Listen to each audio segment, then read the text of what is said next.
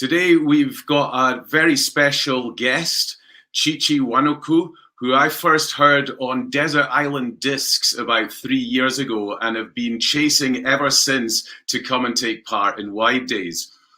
Today she's going to talk about her early career in music, in fact even going back before then, how she ended up in music. And we're also going to look at what was involved in setting up Chineke Orchestra.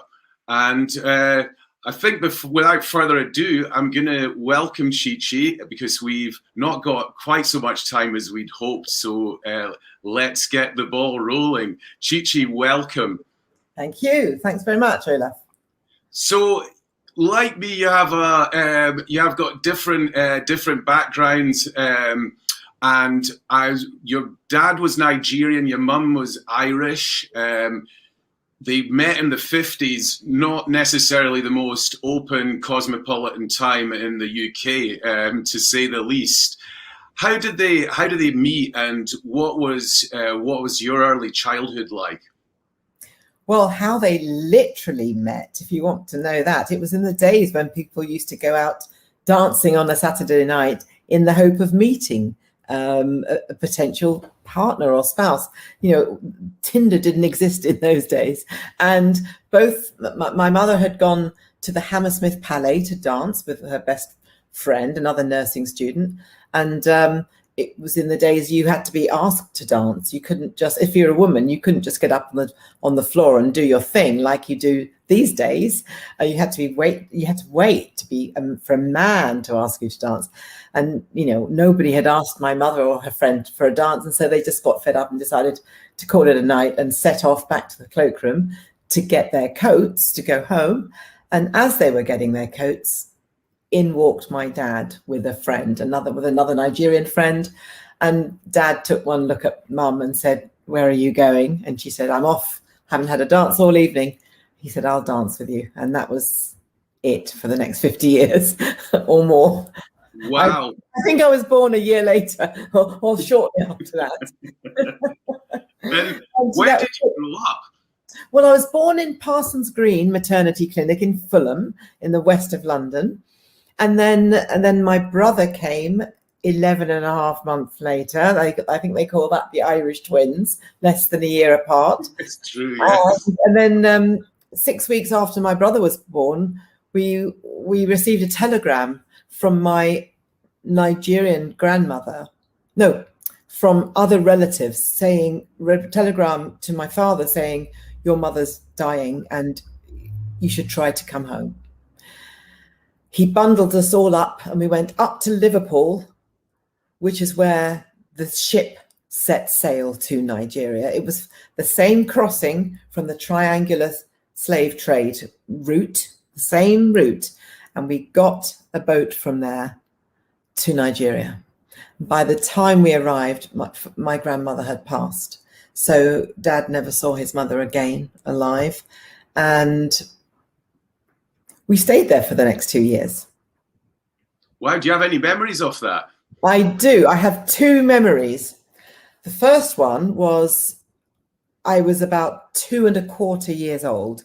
And I remember standing and screaming on this great big expanse of concrete with tarmac. I didn't know. Now I know it was an airport. It was the field where the place where the runway, it was by the runway. And my mother, the lady that I now know was my mother, was trying to kiss me goodbye. And I had no idea why she was trying to kiss me goodbye but I knew that this was an important person in my life and she shouldn't be leaving me somewhere.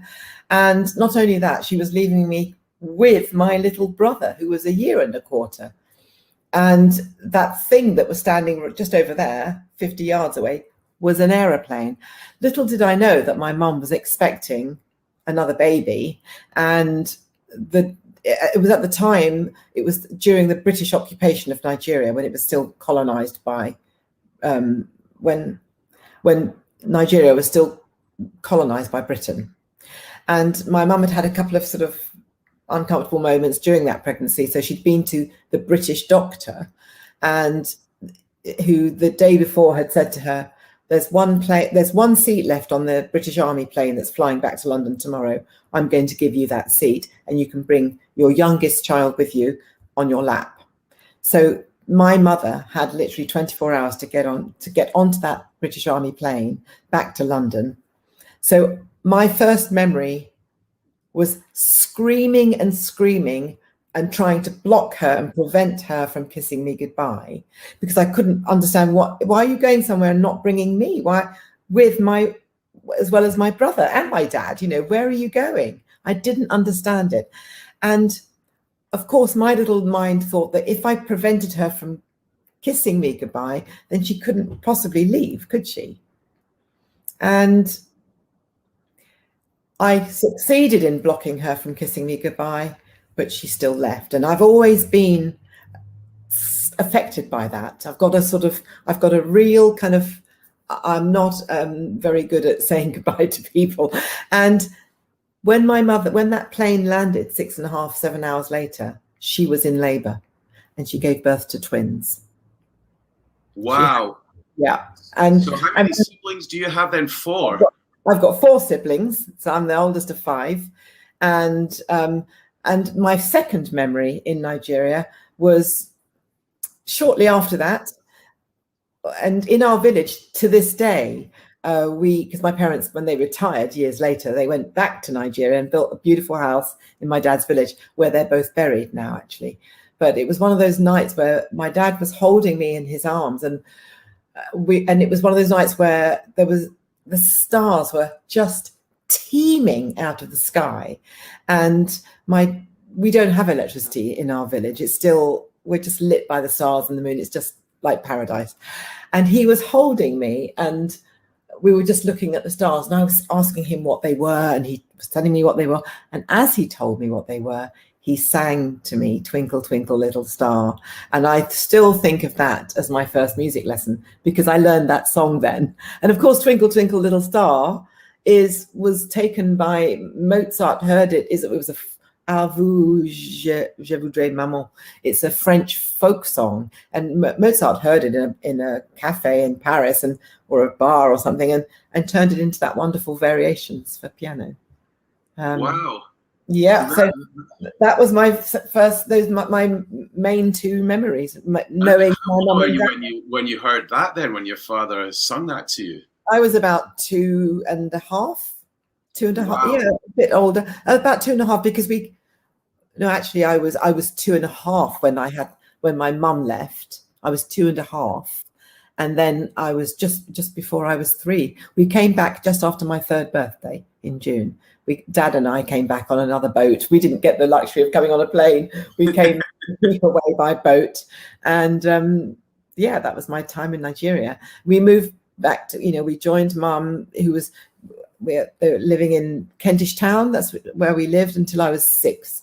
So I started school in Kentish Town, and then we moved to Kent, near Canterbury, just outside Canterbury. When I was 6. That's, if I'm right in understanding, where you had your first, I guess, your first experience of playing an instrument. Is that correct? Absolutely correct. Yeah. I was that child, that if I was that 6-year-old today, I was literally bouncing off all the walls. They'd be giving me the ADHD medication, because I was so hungry for information. I wanted to do everything. I was fascinated by everything inside the classroom as well as outside of the classroom. And on that particular day, the teacher said, "Who wants to be in?" And before she'd finished, my arm was in the air. Before she finished the sentence, I was offering, and the end of the sentence was "recorder ensemble." I had no idea what a recorder was, but I knew I wanted to be in it, find out what it was. And, I turned up dutifully in the lunch hour and went to this room, and immediately was given this little wooden tube with holes in, which was a recorder. And from day one, there was a piece of paper on the music stand, which was with music on it. And so right from the very beginning, we were learning to read music. I was fascinated by this because it was physical as well as all. It had this little tube, gave back so much, because the challenge was to properly cover the holes with your fingers. And each of those dots on the paper related to what you had to do with whichever finger, and this other sound came out, and there was just so many things all firing off at the same time. And I realized that was the sort of thing that a child like me, that was hyper hungry for information, just needed that occupation. And I very quickly mastered the descant recorder, and shortly after that I turned up and I was given a bigger recorder called a treble recorder. And the notes I had to, where I had to put my fingers, it meant I was playing a kind of bass line to everybody else. That was when I discovered harmony. I was hooked. That was it. Music had to be in my life for the rest of my life. That was the moment. You had a school friend, was it Pamela, whose piano you pretty much copied? Well, that was shortly after that, when I was around the age of 7, and Pamela used to live in the same street as us. And actually our families were very good friends. And I just popped, I went round to her house one day after school just to, to play, and knocked on the door as you used to do in those days and say, can I play with Pamela? And she didn't want to go out. She wanted to play inside with her dolls, which I've never played with a doll in my life. We didn't have toys in our house. We used to make up games. We were always outside. And so, but as soon as shortly after I got into the house that day, I heard this piano sound, and I didn't remember having seen a piano in that house. So I literally abandoned Pamela and followed my ears into the parlor or whichever fancy room it was where nobody normally went into. And there was her big brother playing Boogie Woogie 12-bar blues on the piano. Her brother was called Trevor, and I was 7, and he said, get out, you little squirt. He sort of didn't want me in the room, and I just couldn't. I was fixated to be that close to such a big instrument, the piano. And I said, I will leave the room when you've shown me how to do that. And so in the end, he said, okay, hop up here. And I very quickly got the hang of Boogie Woogie 12-bar blues. Anyway, I proceeded to go round every single day after school, knocked on the door, pretending I wanted to play with Pamela just to get into the house. I got into the house. I didn't play with her at all. I just ran to that room. And I think I'd outstayed my welcome one night, because in fact, my mum turned up because it had gone dark outside, and I was just hammering away. And as my mother walked me up the road back home, she said, Chi-chi, I hear that when you go to play with Pamela, you don't play with her at all, do you? All you do is play that piano. And I thought I'd been rumbled. And she said, no, look, we don't have 2 halfpennies to rub together, but we'll find a way. Because my parents knew what I needed, and they found a way to, it meant my parents working overtime. My mother went and cleaned a posh boys' boarding school down the road, it makes me feel horrible thinking about that now, but she did that so that I could have piano lessons. And a week later, Pamela's mum wheeled the piano up the road and gave me my first instrument. What? So poor old Trevor couldn't play the Boogie Woogie on his own piano anymore. Did he start coming round to your house? I don't think he was really interested. I ended up playing the piano at Mrs. Bryce's funeral, actually, many years later, because none of the children wanted to say anything or do anything at the funeral, and they were asking me to talk, but we moved away from there from Kent when I was 14, so I didn't really know them much after that. But I then became a professional musician later, and I borrowed. There was no keyboard instrument in the place where she was cremated, so I borrowed an electric keyboard from a friend, and put it on to make it sound acoustic, and I played the Moonlight Sonata first movement at her funeral. Wow. I felt I had to give something, of course, and when I got my MBE, actually, she was still alive a couple of years before that. A couple of years before she died, I got my MBE for services to music. We managed to get her down to London because we had a sort of MBE party at my house, and I pinned the medal onto her, and when I was making my little speech at the party, and just said, "This is for you," because you gave me my first instrument. And I remained in contact with everybody who has helped me along the way throughout my career. We'll come back to that because that's one of the things that, in researching your background, I think is a reoccurring theme, that there is this connection and staying connected to people who've really been quite instrumental in you developing as a musician as well. And I wanted to come to the next person who really helped, because it was your music teacher at school. And just for the viewers who don't know your story, whilst you were pursuing music and doing A-level music at school, you are also on course to become a 100-meter sprinter and go to the Montreal Olympics in 1976. So there was a parallel career in the offing as a sportswoman. And that came to a very abrupt end. Am I right in thinking someone asked you to go and play a game of football, and you got hacked, and just that basically injured your knee? Yeah, typical career-ending football injury, slicing right across. I got kicked in my calf from the side as I was sprinting with the ball. Leg was in the air, complete dislocation of knee. Deliberate attack, actually. Do you remember who did it? It was a team from Bracknell that were called the Bracknell Bullets. It was supposed to be a friendly. It wasn't a very friendly match in my estimation. I'd been asked to help out Reading ladies football team. I didn't know women played football. It was in the early days of women in football. And women's football today is a completely different kettle of fish. It was not. I used to play football with my brothers growing up, and that was proper football. And so I had no qualms about helping out this women's team when they asked me to help out because they'd lost their striker. And that was the end of my sprinting career, because I was a year after discovering the piano, I was spotted by a sprint coach in Canterbury, and who took me on and got me. I had the fastest start in Great Britain in my mid-teens, and I was up with Sonia Lanneman and Andrea Lynch, and Bev Goddard, in fact, went in my place, who ran a leg of the relay, 4x100-meter relay.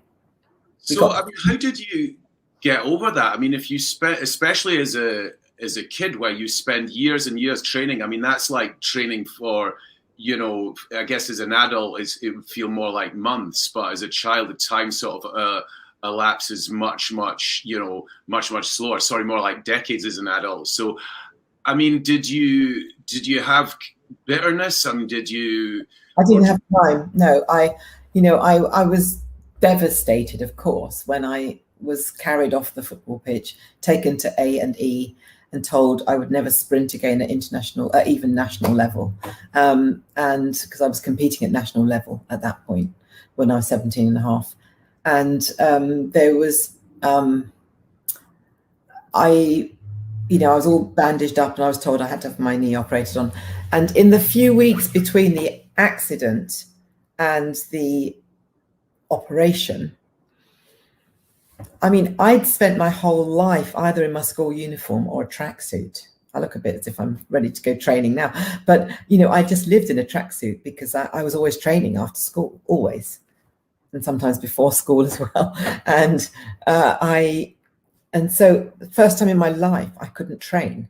And so being the person programmed in the way I am, I couldn't just sit around and do nothing and just only read my books and do homework. I just thought I'd do a bit of extra piano practice. And then I remember I'd heard about this music competition at my school, and I'd never gone in for the competition. It was Kendrick Girls Grammar School in Reading, we'd moved to Berkshire by then. And I thought, how weird to have a music competition where all the different instruments compete in the same competition. I just couldn't get my head around that. And I remember thinking, it must be like doing the 100 meters against the pole vault and against the synchronized swimming, against the long jump. How do you judge all the different practices in one competition? So I thought for the first time, I'll have a go in this competition, and I'll, just for something to do. So I did loads more piano practice than usual, entered the competition playing Chopin. I won the competition. But strangely, I didn't get that sense of the thrill and the excitement of winning something, because a piano competition, you walk onto the stage on your own, perform more or less how you've been doing it at home, but with more people looking at you, and then walk off the stage. And then when they announce the who won, that's like several musicians later. So I didn't have the thrill of beating people in the lanes next to me. It was a different kind of experience. And so I don't even think I stuck around to hear what the prize was, or I didn't remember what the prize was. And I just sort of, went home. And so when 2 weeks, that was literally a day or two before I went into hospital for 2 weeks. The day I came back to school, my head of music, John Dusek, he fell into step with me and said, "Look, Chi-chi, the whole school is devastated. Your whole sprinting career over in a split second." And I've put my head together with the head teacher, and she and I, we think that you're such a great musician. We think you could have a career in music if you took up a very unpopular orchestral instrument. Now, I didn't really know what he was talking about, because I didn't go to watch orchestras at weekends. I was competing in an athletic stadium. And so he led me to this room, a tiny little room in the school, opposite the hall on the ground floor of the school. And in this room were two double basses. I'm 5 foot nothing. I was I'm small. And he led me into this room. And I said, "But sir, I'm the smallest girl in sixth form. Those have got to be the biggest instruments in the orchestra." And then he said the right thing. "Yes, but Chi-chi, when have you ever been put off by a challenge?" And, he obviously knew me really well. And he said, "And by the way, the prize you won, the music competition prize, the prize is that the school pays for instrumental lessons on any instrument of your choice until you leave the school. Put it to good use." And so you put it to good use with a double bass? Yeah, because it was a girls' grammar school. There was a flourishing orchestra.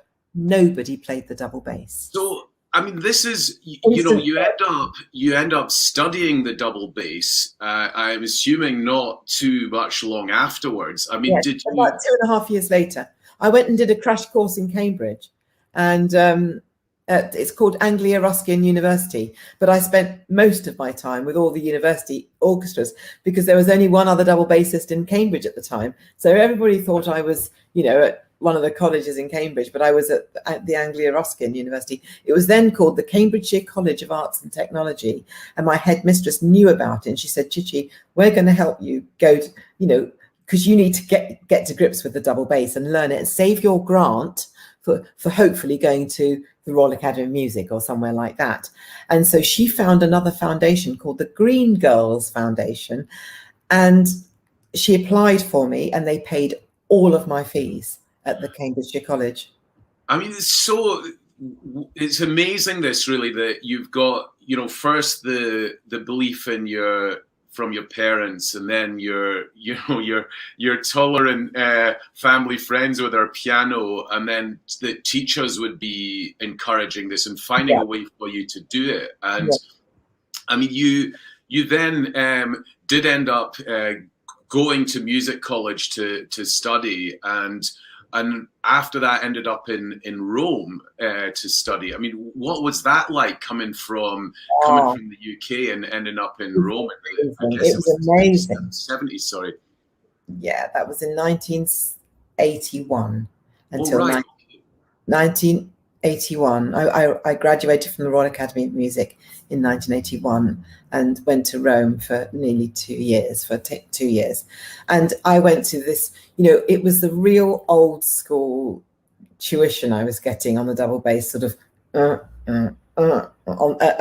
and it was a very kind of four square, never draw attention to yourself, never draw attention to the double bass section. If the conductor looks at you, just nod. And it was a very kind of it was a strange. I mean, we were thoroughly trained in all the orchestral repertoire. I mean, we were really well trained in orchestral repertoire. But I was beginning to be invited to play with ensembles, chamber music ensembles that were playing things that had required a more extended technique, and I just didn't feel I'd learned the whole instrument as I like the violin players in my chamber group, and so I was advised to go and study with this great maestro called Franco Petracchi in Rome. And oh, it was just incredible. He absolutely released my energies, because if you think I've got energy, I mean, he's like but off the scale, and he just liberated me. He showed me what a double bass, how the double bass could sing, how the double bass could dance, how it was dynamic instrument rather than something to be seen and not heard kind of thing. And so he really truly liberated me, and I won various scholarships in my 4th year at the Royal Academy of Music. At the end of my 4th year, I did a whole pile of auditions, 4 auditions, 4 scholarships. I won all of them. Something I interviewed a classically trained violinist a couple of years ago at the Edinburgh Book Festival, who took herself off to the States on this mission to learn bluegrass. And there's a scene in the book where she describes just this epiphany where she just has a totally different music experience, almost trance-like, where she's just taken by the music and she's never encountered that before. When you were talking about this maestro instilling this new style of playing in you, did something like that happen to you in that moment, or did it happen to you before?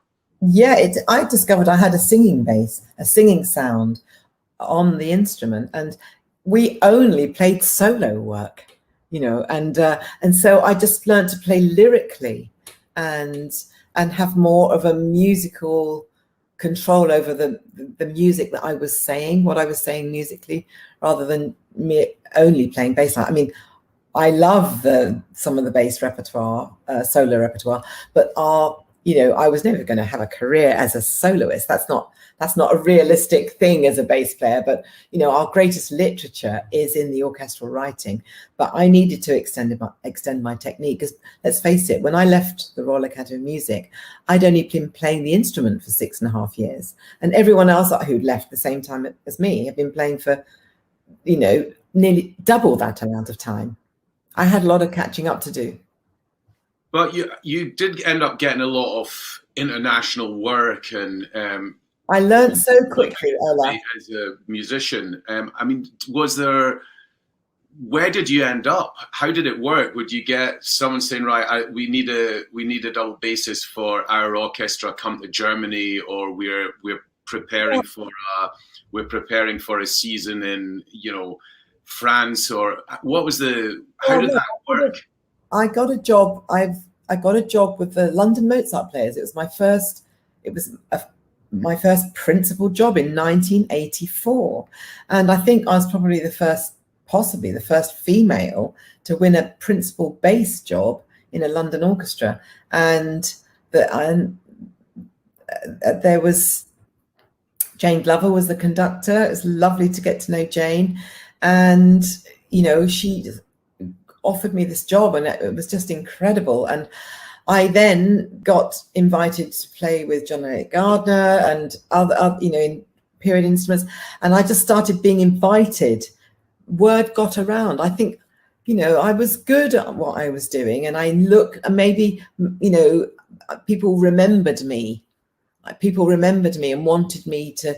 I would get invited to Germany to do a trout quintet with a famous quartet, or to America, or various places to do things in chamber music, which was fantastic.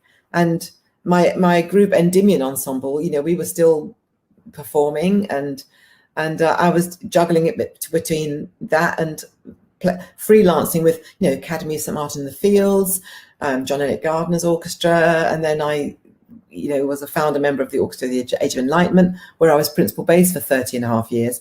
And I was just all over the world. And I was always being invited. People who were seeing me in different places would invite me to go and do a masterclass or a recital or things like that. So that's how it went. I mean, you reading your background, your CV. I mean, it does seem like it amazes me that you even have time to sit down and do an interview. To be honest, I mean, the number of things you have going on. Have you ever burnt yourself out? Have you ever had to sort of say, right, I'm going to take 6 months off, or I've just got to kind of do nothing, or is that something that's never happened to you in your life? I did get a little bit unwell 2 years ago when things were just on a knife edge with, with a fundraising mission to do an important American tour. And, it almost made me, well, the doctor said I was that far from pneumonia because I wasn't looking after myself.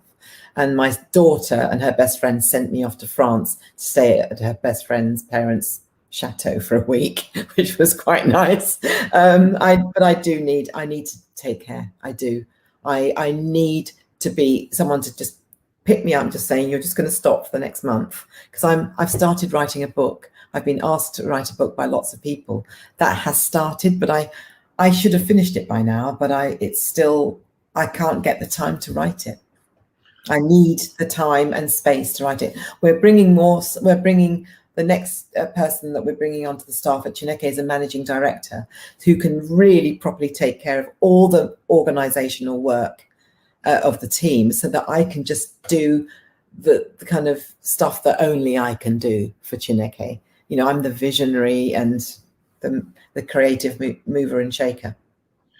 I think that's it's a really important subject. This, and it's where this year we are one of the charity partners is the British Association of Performing Arts Medicine. So anyone who's watching this when it first goes out, you can book a meeting with a mentor from the charity. So we're these questions, I think, of how much work people take on, are really kind of it's an important thing to think about. And I guess the flip side of that question is, what do you do to relax? I mean, how do you chill out? Gosh, when people ask me that question, I never know what to say, really, because I go to bed shattered. Like last night, I only had about an hour's sleep because I had too many things on my mind. And then I had to get up early and get to the other side of London. I'm on the west side of London in the borough of Richmond, and I had to get to Woolwich, which is right across the other side of London, for a good 2-hour meeting. And then everything in between. On the train, I was in other meetings. It just doesn't stop. And as you know, I've got a hard stop because I've got 2 of our juniors coming for a coaching session. So we should now fast forward, because I think, given the amount of time that we have left, I think it's really interesting to look at how Chineke came about and really how you developed that. I mean, you've already alluded to the fact that it was an immense amount of work and there was this knife edge. But I think that very often when you have a vision or you have a dream, then there's a certain amount of just tunnel vision that's required to achieve that. When Jude Kelly, who was the CEO, she was the head of the South Bank Centre. When I told her my idea, when I had my light bulb, when I knew what I was going to have to do, create. I was watching the Kinshasa Orchestra. Is that orchestra? Yeah, yes, from the Congo. Yeah, it was. Well, it was before actually the concert started, when I was at the reception that I hadn't been invited to. I'd like to come to how you made the orchestra, but just quickly tell us about how you went from having this idea, this vision, and to what your first steps were in putting it together. And were there any things like Systema, or even in Scotland we've got the Fashion na Gael movement, which is, or not movement, but initiative, which is around Gaelic arts and Gaelic music, but very much through the generations and supporting people all around Scotland to do this. Did you have any sort of role models or things? I knew about Systema England and all the Systema work that was going on. I thought it was really brilliant, exciting, fantastic, but there was nothing quite like what I wanted to do. And that was more of a social thing rather than an ethnic equality thing. Ours covers both, actually. So and so when I spoke with Jude Kelly, she said, Chi-chi, I know you, I know your work, I know you'll do it. We are going to launch you here at the South Bank. Go find that orchestra and you'll have your first concert here. She gave me a date the following September. And I said, I'm going to not only create a professional orchestra, but also create a junior orchestra, because they are the pipeline. And I remember about 2 or 3 months before the concert, I'd found so many people, and I was also trying to fundraise because, you know, everyone had to be paid, and all the people coming from different parts of the country. I said, neither orchestra is going to be London centric, because the issue is global. So there's that kid from Edinburgh, that kid from Ipswich, the kid from Canterbury, you know, who are the only kids of colour in their own youth orchestras, and they come together to be with Chineke, and that's where they feel, for the first time in their lives, all of us, that's where we feel that we're not the odd one out, you know. And that is a feeling that white people just take for granted, because you don't think twice about it. The world is for you, and we always have to try and fit in, and we do it very well. You know, I didn't even give it a second thought. I just got on with my career for 35 years before I created Chineke. And then there's another kind of dimension that happens when suddenly, you know, the first day we all walked into the room together for the first rehearsal, 62 professional musicians, no two people knew each other apart from the Canny Masons, the brothers, and Isata, the older sister. And apart from the initial excitement of just, you know, because I had to find all these players. I phoned all the conservatoire principals to ask them about their alumni. I phoned, you know, various soloist friends of mine to say, you know, Nicola Benedetti or Alison Balsam, you know, I know that you've done a concert, you play with all the other orchestras around the country. Have you seen other people of colour in those orchestras that I might not know about? You know, if so, please tell me who they are, put me in touch with them. And I was finding one person at a time. And that was the most exciting thing. And then we had a few kind of not Zoom meetings, Skype. It was Skype. That's it. Zoom wasn't a thing then. And then when we walked into that rehearsal room for the first time, it was this. I have to let somebody in the house, I'm afraid. That's okay. You do know that, don't you? Yes, Hang on, because I've got a coaching. I'm back.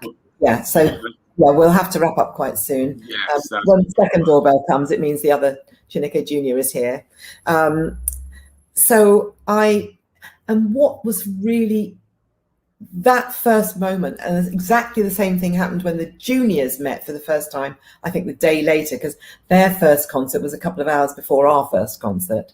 And that feeling that you're in a room with all these people who might have had a similar experience to us, to yourself. And you ask around and see who was, you know, who knew someone that could come and audition, and did you audition them all as well?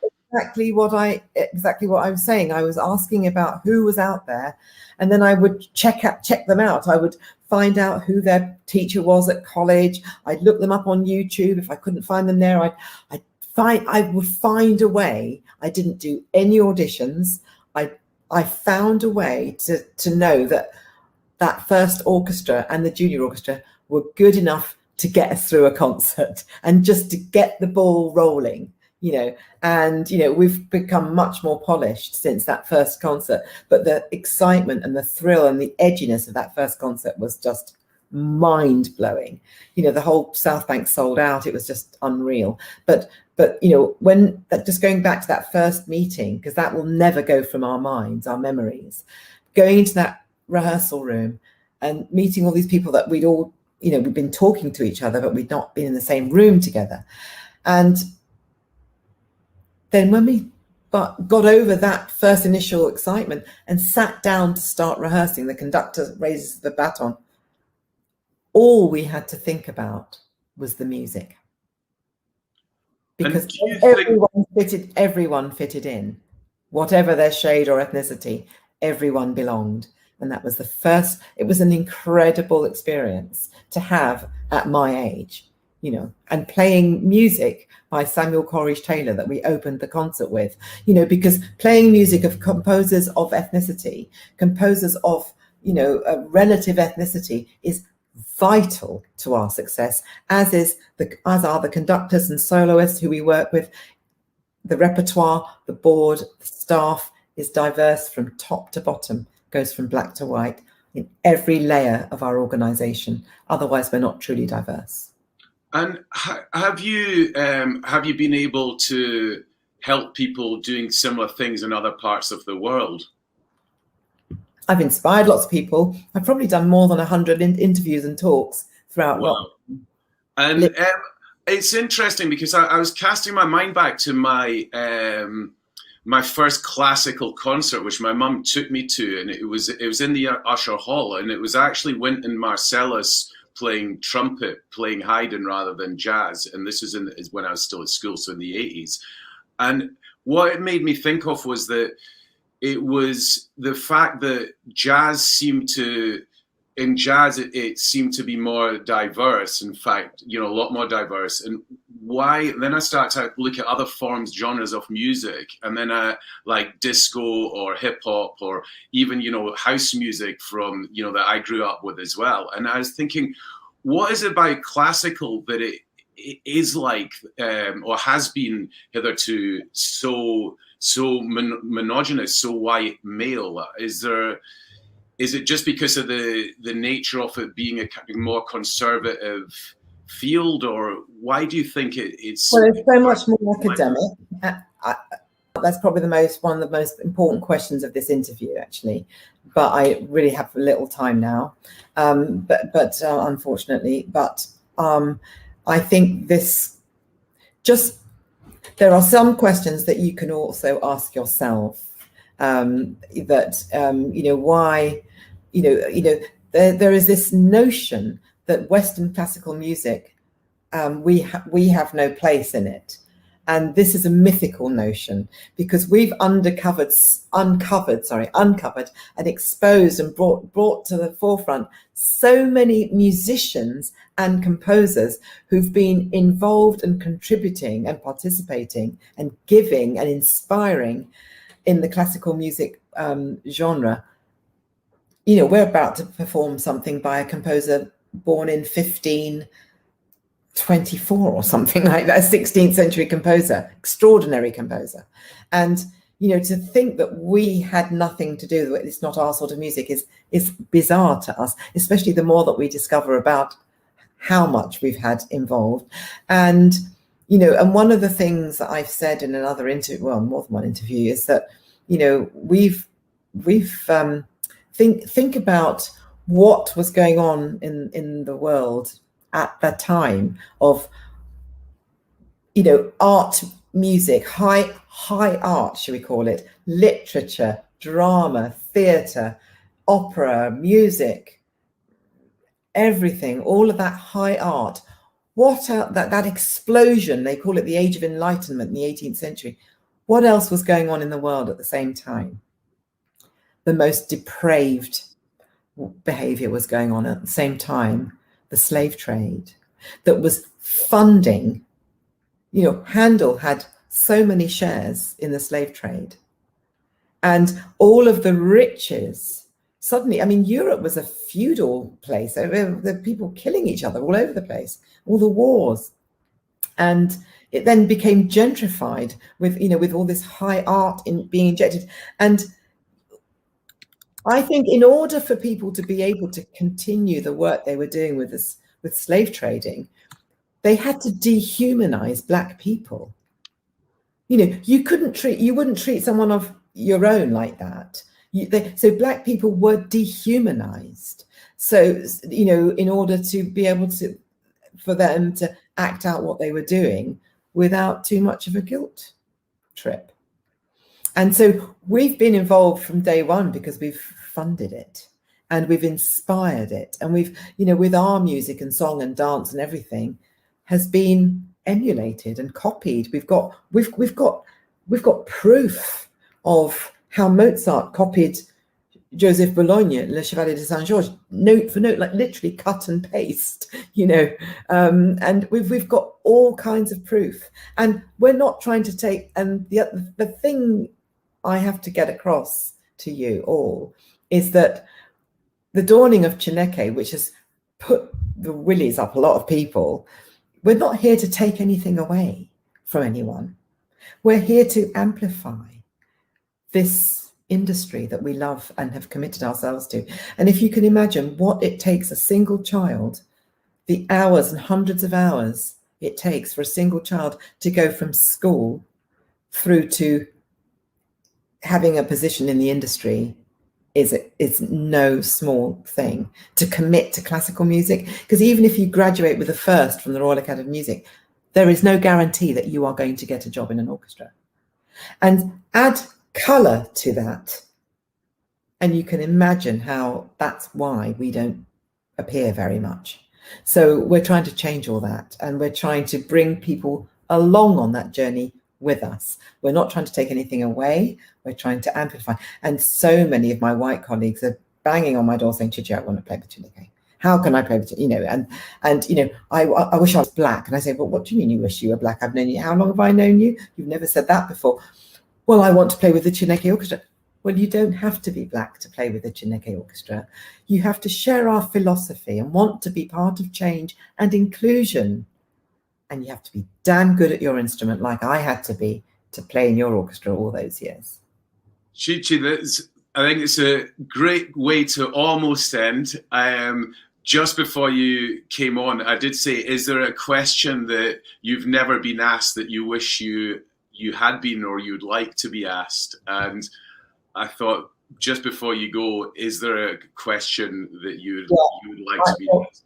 It's, I think I've been asked most things, you know, and one of the things I'm very hot on is that, you know, when people ask me to speak to their universities and various places and institutions and businesses, that, you know, it's not my job to educate you. There's so much research out there. There's so much literature out there. You know, we're so busy trying to do and be invited and be accepted that we can't also be given the task of educating. And what I would love questions to come to me would be, what can we do for you? Okay, well, what can we do for you? Well, yeah, well, I mean, let's start to think about it. I mean, it's all of the things where, you know, I mean, it's just, it goes across absolutely every aspect. But, you know, from, you know, support, you know, just when you're making a donation or buying a ticket for a particular concert, think about, you know, how you can support a more diverse world of music is by saying, I want my funding to go towards the organizations who are actually showing some interest in doing something about this. You know, because if people always think, oh, well, Chineke is doing all that, Chi-chi's doing all that, that they're going to play music, but then we're never going to get anywhere. And when you think that Britain there's 13.4% of people in Britain who are Black, Asian, and ethnically diverse, you know, and we are actually the global majority. And I think we've got so much that we can contribute to the industry that I think it's in everyone's interest to work on seeing what you can do to help encourage. Every single person could do something to encourage support for more inclusion. That's all I can say for now. That's perfect. And on that note, thank you very much, Chi-chi, for joining.